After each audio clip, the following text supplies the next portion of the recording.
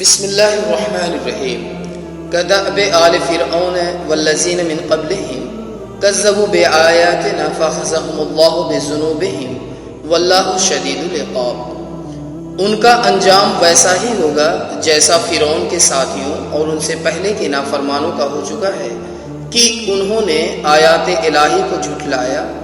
نتیجہ یہ ہوا کہ اللہ نے ان کے گناہوں پر انہیں پکڑ لیا، اور حق یہ ہے کہ اللہ سخت سزا دینے والا ہے۔ قل للذین کفروا ستغلبون وتحشرون الی جہنم وبئس المہاد۔ پس اے محمد صلی اللہ علیہ وسلم، جن لوگوں نے تمہاری دعوت کو قبول کرنے سے انکار کر دیا ہے، ان سے کہہ دو کہ قریب ہے وہ وقت جب تم مغلوب ہو جاؤ گے اور جہنم کی طرف ہانکے جاؤ گے، اور جہنم بڑا ہی برا ٹھکانہ ہے۔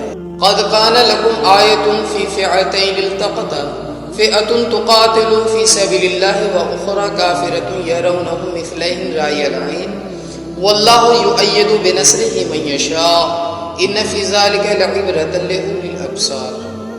تمہارے لیے ان دو گروہوں میں ایک نشان عبرت تھا جو بدر میں ایک دوسرے سے نبرد آزما ہوئے۔